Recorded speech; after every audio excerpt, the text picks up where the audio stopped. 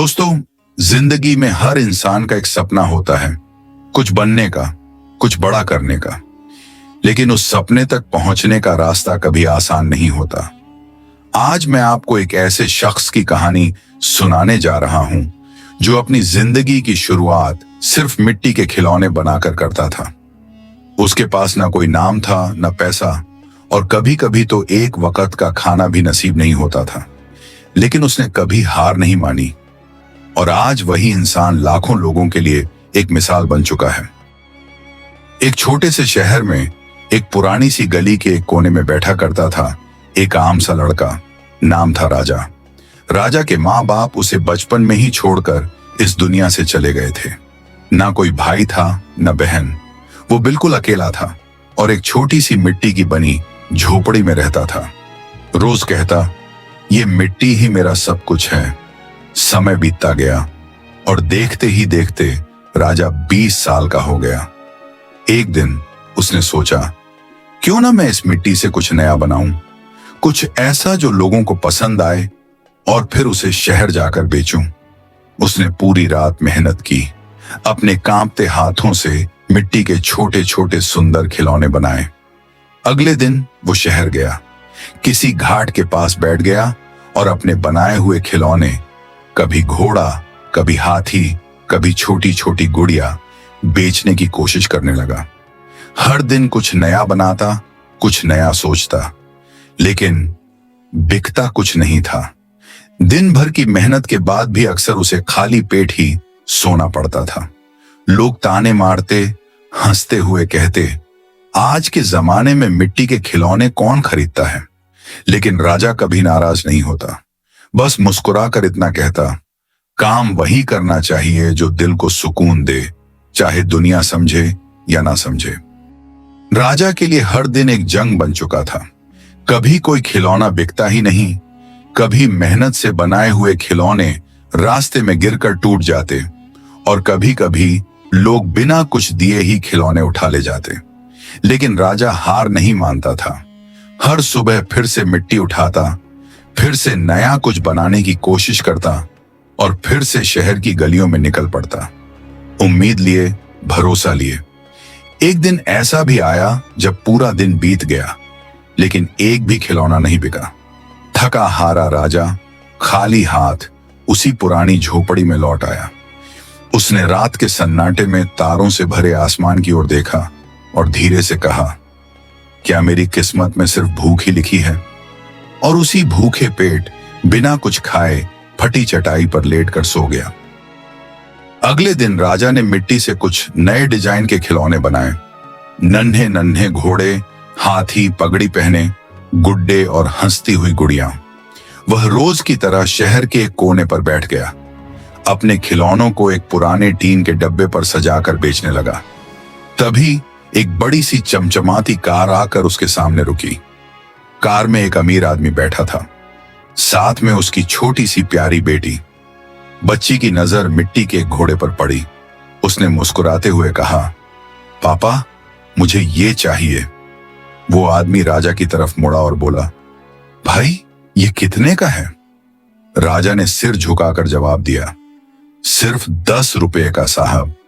वो आदमी चौंक गया। उसने हैरानी से पूछा, तुम इतना सुंदर खिलौना सिर्फ 10 रुपए में बेच रहे हो? तुम चाहो तो इसे 50 रुपए में भी बेच सकते हो। राजा ने हल्की सी मुस्कान के साथ जवाब दिया, साहब, इतने में भी लोग नहीं खरीदते। बस इतना कमा लेता हूं कि एक वक्त का खाना मिल जाए, बस इसलिए बेचता हूं। वो आदमी कुछ पल के लिए चुप रहा, फिर बोला, जानते हो, मैं भी कभी ऐसे ही शुरू हुआ था। छोटे मोटे काम करता था, लेकिन एक दिन मैंने अपनी सोच बदल दी। याद रखना, सिर्फ खिलौने मत बेचो, अपनी कला बेचो। यह कहकर वह आदमी अपनी बेटी के साथ चला गया। लेकिन वो शब्द, वो एक वाक्य राजा के दिल में कहीं गहराई तक उतर गए। उस रात राजा बहुत देर तक सो नहीं पाया। बस आसमान की ओर देखता रहा और बार बार एक ही बात सोचता रहा, सिर्फ खिलौने मत बेचो, अपनी कला बेचो। उस रात राजा ने अपने हाथों को गौर से देखा। मिट्टी से सने हुए, मेहनत की लकीरों से भरे हाथ। धीरे से खुद से सवाल किया, क्या मैं वाकई सिर्फ जिंदा रहने के लिए काम कर रहा हूं, या फिर मैं इस मिट्टी से कुछ ऐसा भी बना सकता हूं जिसे लोग बरसों तक याद रखें? दिल की गहराइयों से एक आवाज आई, हार मत मान राजा, तेरे हाथों में हुनर है, कला है, तेरा वक्त भी आएगा। नई सुबह, नई सोच। अगले दिन से राजा ने कुछ अलग करने की ठानी।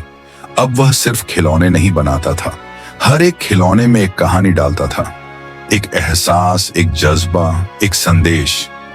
लोग उसकी कारीगरी देखकर हैरान रह जाते, कहने लगे, यह सिर्फ मिट्टी नहीं है, ये तो किसी के दिल से निकला हुआ काम है। कुछ हफ्तों बाद शहर में एक बड़ा मेला लगा। राजा ने सोचा, क्यों ना अपनी कला को अब दुनिया के सामने लाऊं। वह अपने सबसे प्यारे खिलौनों को लेकर मेले में पहुंच गया। भीड़ के बीच एक बड़ा दुकानदार राजा के पास आया। उसने खिलौने देखे, कुछ देर तक कुछ बोला नहीं, फिर मुस्कुराकर कहा, भाई, ये सारे खिलौने मैं एक साथ खरीदता हूं।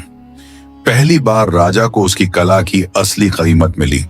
उसकी आंखों में चमक थी, पर दिल में एक सुकून भरा सवाल उठा, क्या अब मैं सिर्फ मिट्टी का कलाकार नहीं, एक मिसाल बन चुका हूं? अब लोग राजा को ढूंढने लगे।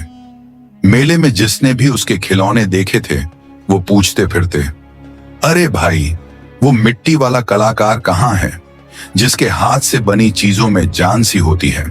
धीरे धीरे राजा का नाम शहर में फैलने लगा। एक दिन राजा ने किराए पर एक छोटी सी दुकान ले ली, न ज्यादा बड़ी न दिखावटी, लेकिन वहां हर कोना उसकी कला से महकता था। वहीं बैठकर वो मिट्टी से अपनी दुनिया रचता।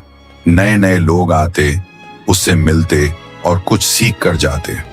फिर एक दिन शहर के एक स्कूल से फोन आया, राजा जी, हमारे बच्चों को सिखाइए कि असली कला क्या होती है। उन्हें बताइए कि मेहनत और मिट्टी से भी सपने बनते हैं। राजा थोड़ी देर चुप रहा, फिर मुस्कुराया और स्कूल चला गया। वहां उसने बच्चों को मिट्टी छूना सिखाया, उन्हें अपने हाथों से कुछ बनाना सिखाया। न सिर्फ खिलौने बल्कि सपने गढ़ना सिखाया। बच्चों के चेहरे पर मुस्कान थी और राजा के दिल में वो सुकून जो शायद उसने सालों पहले खो दिया था। ये कहानी सिर्फ राजा की नहीं है, ये हर उस इंसान की कहानी है जो जिंदगी में कभी गिरा है, कभी टूटा है, लेकिन हर सुबह एक नए इरादे से उठकर फिर से अपने सफर पर निकल पड़ा है।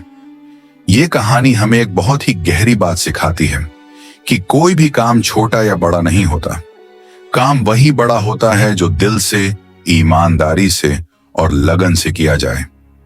राजा सिर्फ मिट्टी के खिलौने बनाता था, लेकिन उन खिलौनों में उसका सपना था, उसकी मेहनत थी, उसका संघर्ष था, और इसी ने उसकी कला को पहचान दिलाई।